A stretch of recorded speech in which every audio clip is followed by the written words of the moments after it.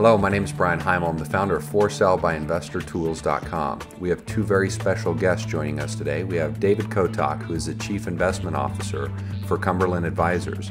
Mr. Kotok co-founded Cumberland in 1973. His articles in financial market commentary have appeared in the New York Times, the Wall Street Journal, Barron's, and other publications. He's also a frequent contributor to CNBC programs. With us, we also have William Dunkelberg, PhD, professor in economics at Temple University, Fox School of Business and Management. Since 1971, he has served as the chief economist for the National Federation of Independent Businesses, NFIB, which represents about 600,000 member firms. Mr. Kotok, Mr. Dunkelberg, thank you very much for joining us today. Where do you see the commercial market going with some of the technical defaults that we see going on right now? There's been estimates from different publications come out that commercial real estate defaults could be anywhere from $1 trillion to $3 trillion that we still haven't seen yet. What are your thoughts on the commercial real estate market? Well, we're going to have some problems there too. Luckily, they're not coming at exactly the same time we're having the residential real estate problem. If you go back to the 2003 to 2007 period, not only did we build too many houses, but we also did too much on the commercial side. We had too many office buildings, too many strip malls, too many retail outlets, too many restaurants, because consumers were spending all of the money that they got. They weren't saving. Now they're saving, and that means that retail sales are down $500 billion.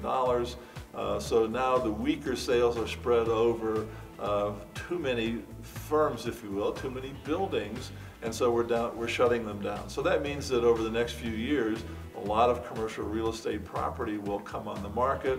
Rents are going down, which means the values of these buildings are falling, and it's a horse race. We are not sure how fast we're going to have to refinance these deals and what the implications will be, but we know the banks lent money on them, and so there could be difficulties in the future for the banks and the financial institutions who may find that they can't get all their money back, and there'll be more losses.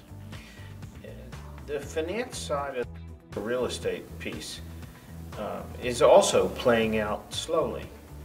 And there's an issue because a bank could hold a piece of real estate, have extended a loan. The loan now exceeds the value of the real estate because the value of the real estate has fallen.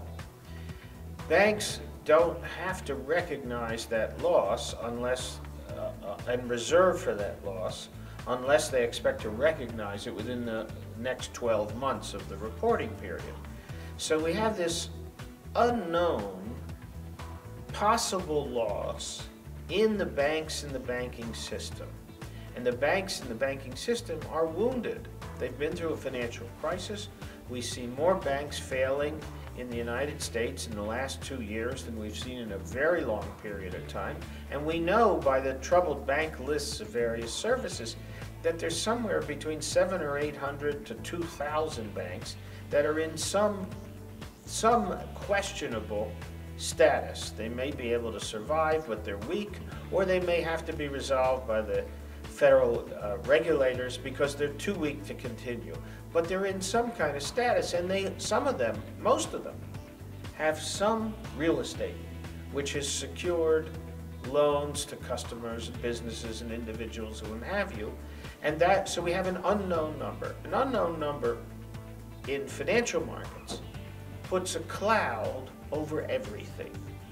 It says to the banker who's in good shape, and Bill's the chairman of a bank, and his bank is sound, but his bank has to deal with regulators, and he has to look at an appraisal and a loan and say, well, I've got to look at it more seriously. I've got to have an extra margin just in case property values fall farther if real estate values fall. And then you have the capital providers to the lenders.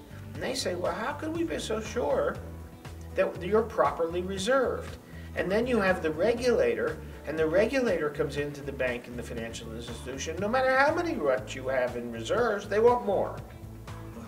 They want everything out of you, but the one thing they don't want you to do is to take a risk where you might make a profit because they're putting so much pressure on you. So you have a wounded sector.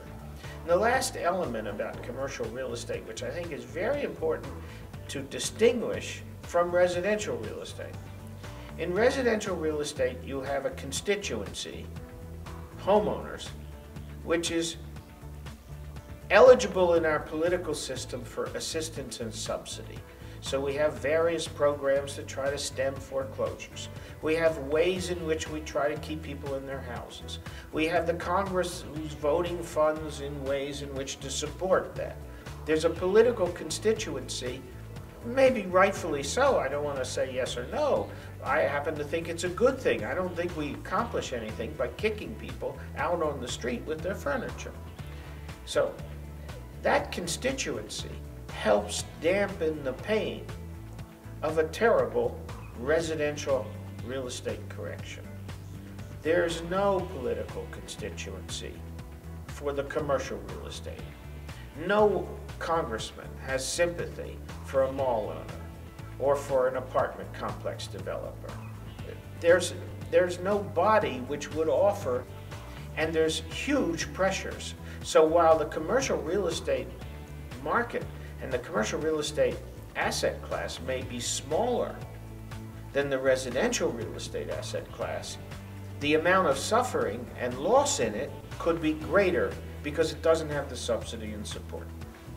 Thank you for joining us today. Please visit FSBTools.com for weekly updates on all things real estate.